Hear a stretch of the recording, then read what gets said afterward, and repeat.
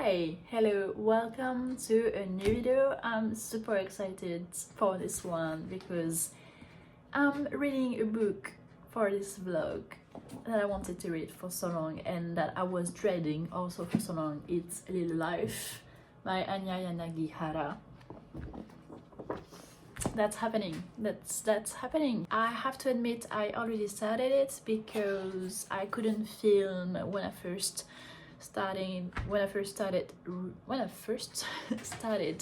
reading it, because I was in the bus, in the subway, reading at night, or at some places I couldn't film.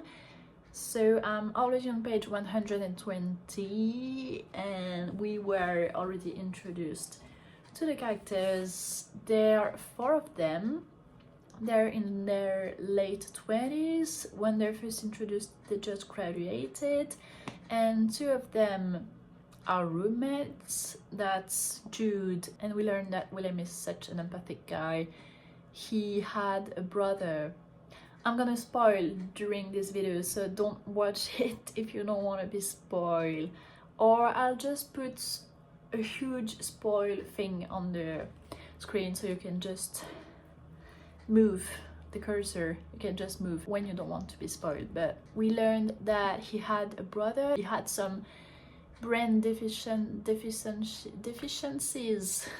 He was physically ill. He couldn't speak, he couldn't take care of himself, and William was taking care of him so well. He was reading to him, he was picking him up from school, and he was lovely with him. And it happened that he died when he was in college, so he couldn't be there when he died, and his parents were very not empathic with that. They were kind of neutral, and William got the sense that their parents much more took care of him with the sense of duty rather than a sense of loving children, and that bothered him. So he doesn't quite get along with his parents. He thinks that they have no feeling at all. And Jude, we don't know much about him yet. We have some information through the pages I'm reading that he had a really rude childhood. Honey, you've got a big storm coming. He had a childhood like no others, and we don't know much about that yet. And he doesn't see his parents. And I forgot to tell that William's parents died also a few years after his brother died. We don't know much of Jude's parents. We just know that he went to foster homes and that he got injured. He has a leg injury from a car accident, and that his spine is damaged. That's why he has a pain spreading through his leg sometimes. That's excruciating. And we know that he cut himself a few pages before.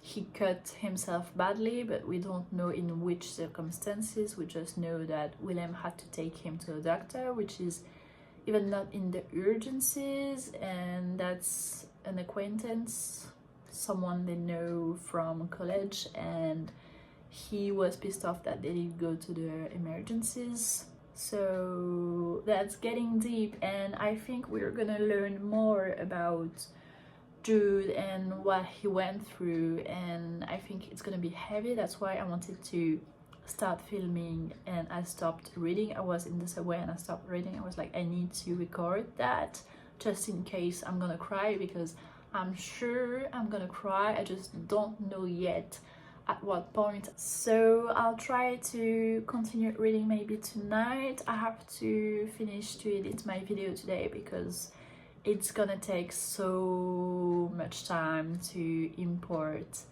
and I want it to be online tomorrow, so maybe I won't be able to read tonight, I don't know. And tomorrow we are doing kind of a visit of a farm, so I won't be able. Oh, my cat is so cute, she's sleeping. I need to film her. I'll show you.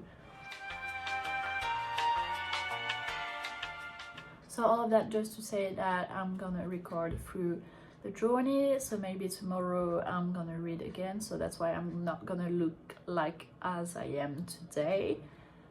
And I didn't talk about GB, Jean-Baptiste. He has some Haitian origins from his parents, and he's still living with them, at least in the beginning of the book. Now they're 30, so I don't know. It's kind of pissing him off, but he's kind of like comfortable with it too, because he doesn't have to pay a rent. He's not doing anything to improve that, even though he's kind of upset with it. And we also have Malcolm, who has kind of an identity crisis, and we don't know really why, except for the fact that he's black, but we know his father is black, but we don't know much about her mother, so I'm not sure. And their parents are kind of rich, so he's really wanting to make them proud, so he's working at a corporate firm that he doesn't like, but knows that his parents are proud to tell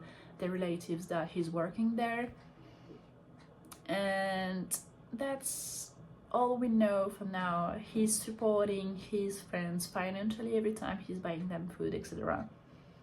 And he seems nice, but for now I'm really intrigued by Jude and Willem, which is, I think, the point of the author. And we also know that GB is an artist. He loves to paint. He's renting a studio with other people to have a place to paint, which is super cute. Oh, and we know also that Willem, he wants to be an actor, so he's producing and going to Broadway to perform, but he's not known for now. He's not been targeted by a producer, and he works at a restaurant to have some money, and that's why. So that's it.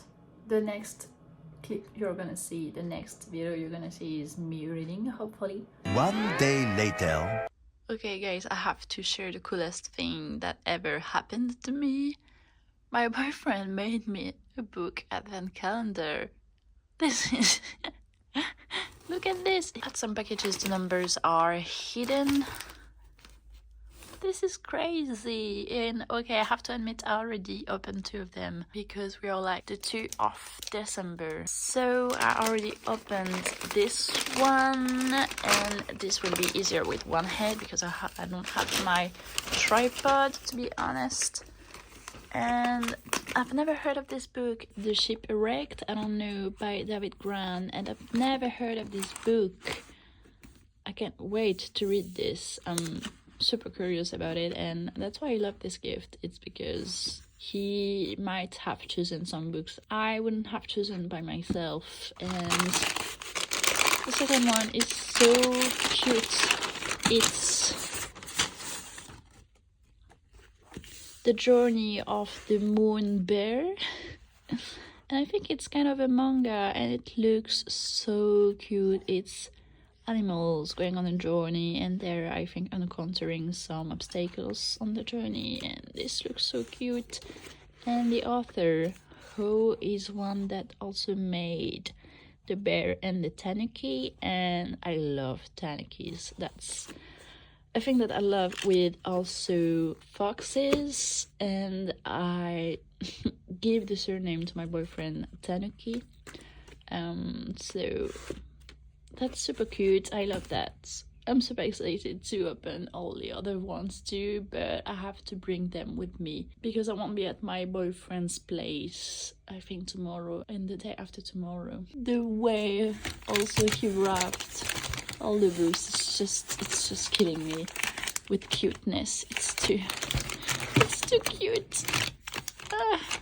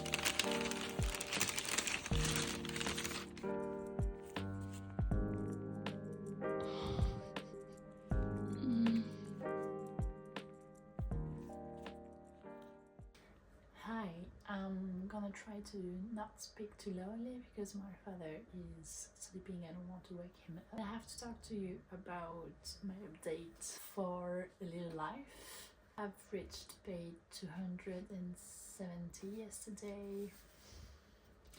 Definitely read some very vivid descriptions about Jude hurting himself, which was not super enjoyable to read, but not crying yet.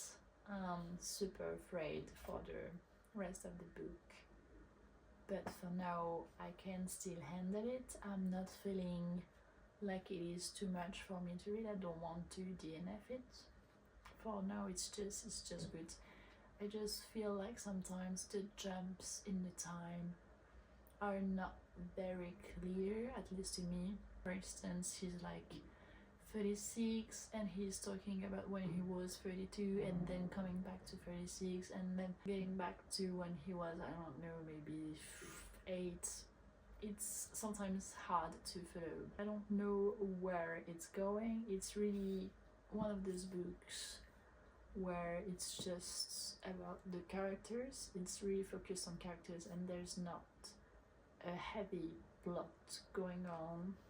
There's some things happening for sure, definitely, but do not wait for actions and do not wait for big turns, at least for this one, and that's the case until 270 pages. I don't know for the rest of the book, but it's really character focus only.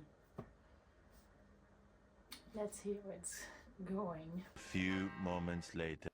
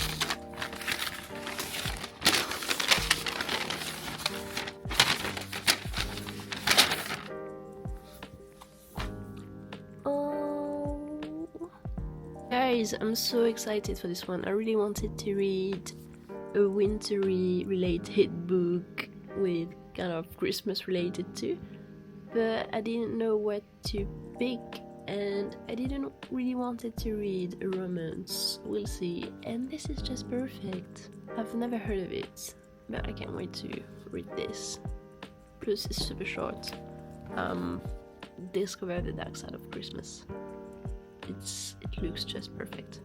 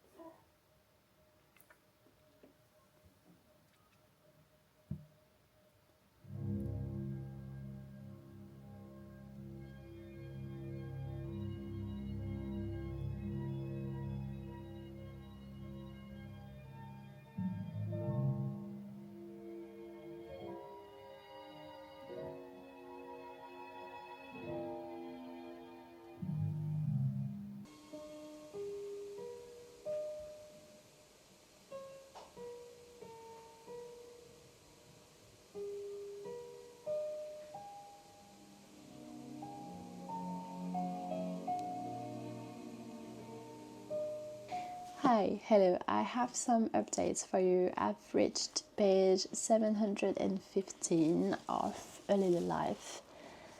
I have still not cried, which I don't know if it is a sign that I'm heartless, that I have a heart of stone, or if it is just me that have shielded myself so much that I couldn't cry, because there are definitely some dreadful, horrible, whatever word you want to describe what happens in this book. And if I have not been shielding myself from this book, there would have definitely been some things that would have maybe traumatized me. No, maybe not traumatized me, but would have triggered some things within me for sure. But all of that just to say that I've shielded myself and I didn't cry. I have 100 pages left, so let's see if I'm gonna cry or not. I think I'm gonna do this reading in one sitting. I'll try to, because sometimes I need to be distracted. Also, I need to take some break. especially when I'm at home, I want to do things. I'm thinking about things and I'm like, oh, what if I just go water my plants, you know? Like it's been 3 weeks. Some things like that. So I'll try to do it in one sitting and film it and see if I'm gonna cry. I don't know because I went through the happy years, which may already know that are not that happy at all, because I watched other vlogs about this book and I've seen people always saying they were not happy years. I kind of foreshadowed that, and I would have kind of guessed it also, maybe, even though I'm most of the time an optimistic kind of girl, but I could have foreseen it too. But now I'm really at the end and there was a car crash and you're like, oh, why this author is always torturing us?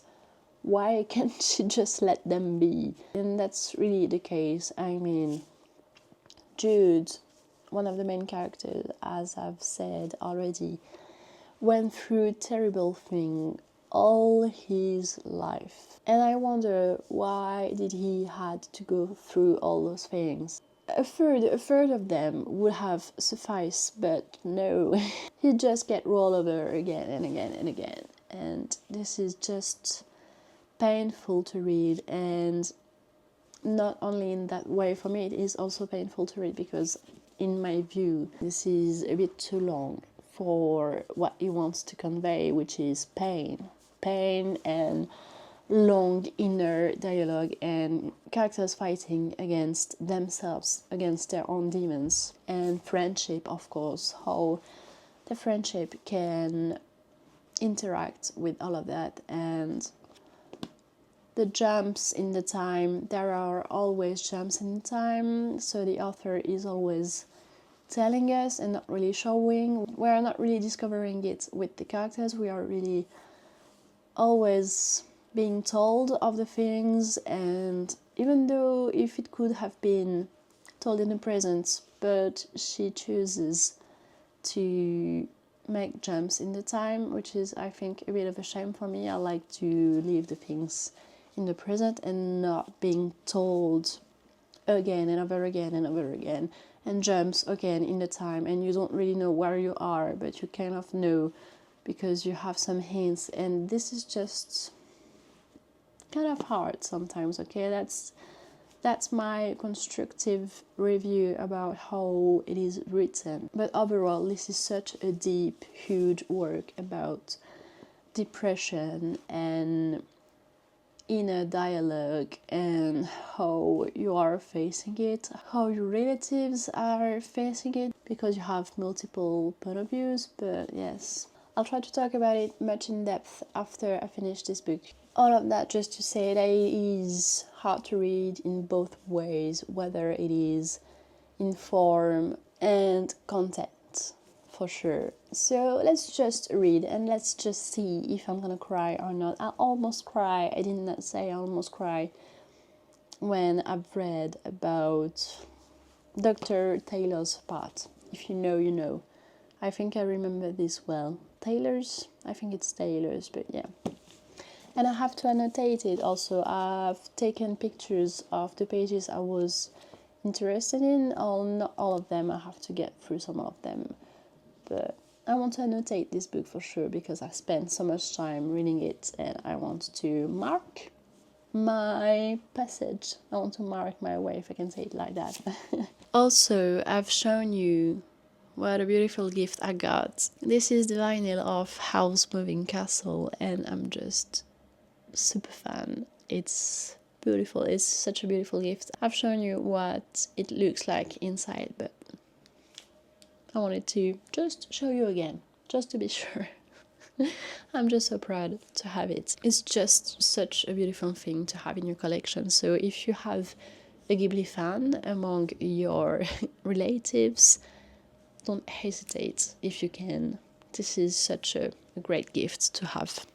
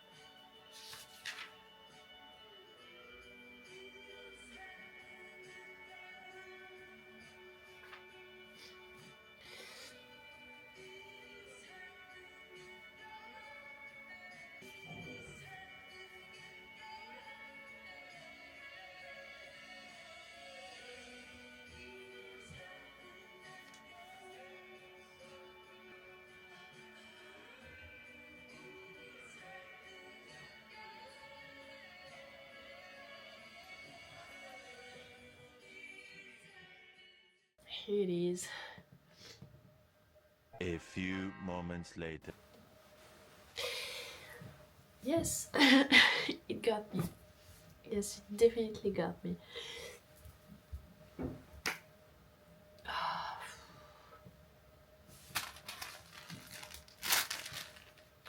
Prepare the prepare the shits. Hey, it's the next day. I had some time to get my things together. To get my together, you know. What the heck? Yeah, I think I cried not because something, okay, I don't want to say too much. I cried overall because I reached the end of a journey. I reached the end of a journey where we went through so many different emotions, so many different events with these characters, and despite everything, you just get attached to them. And even though sometimes you don't agree with what they do or how they act, but you get attached nonetheless. And it was an overall reaction at what I did just went through, and to see how the character were evolving through the book, to see where we came from and how we end up. It was well written in that way, because the first part is named Lispenard Street. I don't know how to pronounce it, but Lispenard Street, and the last part is Lispenard Street too. So this is really an echo to where they came from, and where the dreams were, and how they evolved. And I thought that was really beautiful. I did not particularly cry because of the major events, the saddest things happening, because it felt too much for me. Sometimes it felt too pushed to see how far an author can go to make their characters went through some very difficult things. I loved how the story unfolded. I loved the end, and I think nevertheless that it was too long sometimes, that it could have been maybe 600 pages. Overall, what I would say, too much pain, even though it's beautifully written, but the pacing was off. The theme that I loved was obviously the friendship and how the characters evolved around each other. I'm not sure yet how I want to rate this book. I'll tell you more, I think, in the December wrap-up, but I think it's gonna be kind of a 4 stars. But would I recommend it? Not for everyone, that's for sure. Did I get something from this book? Definitely, because after finishing it, I was watching the emptiness for like 5 minutes at least. I was like crying and sobbing. Not sobbing, but crying, you know, silent tears coming out of my eyes. And because of some characters, especially Harold, he was my favorite. Because of Harold and Willem, then Malcolm, I love them both kind of equally. And then thanks to, I would say, no, maybe more Willem and Andy equally, and then Malcolm, and then Richard. They taught me how to stay hopeful till the end, how to stay optimistic all the time, how you can't get a grip on someone and want to help him badly and never give up. They definitely taught me to never give up on someone, and no matter how many times they yell at us, no matter how many times they push you away, they taught me not to give up on someone, and for that I'm really thankful for this book. Yeah. yeah. It feels I would say this book definitely taught me something to conclude all of this, but it feels kind of weird to leave you after spending all this time reading this book, and I still don't know how to feel about it, so I'm gonna stop rambling and leave you at that, and you can decide whether you want to read it, or comment if you've read it, how you feel about it, and I would love to know. Please, I would love to know. Please share share this with me. I need it. I'm already sharing it in Instagram to some bookish friends because I was like, I need to talk about this. As always, thank you for clicking. Thank you for watching till the end. I hope you enjoyed the video. So I hope to see you on the next one. Bye!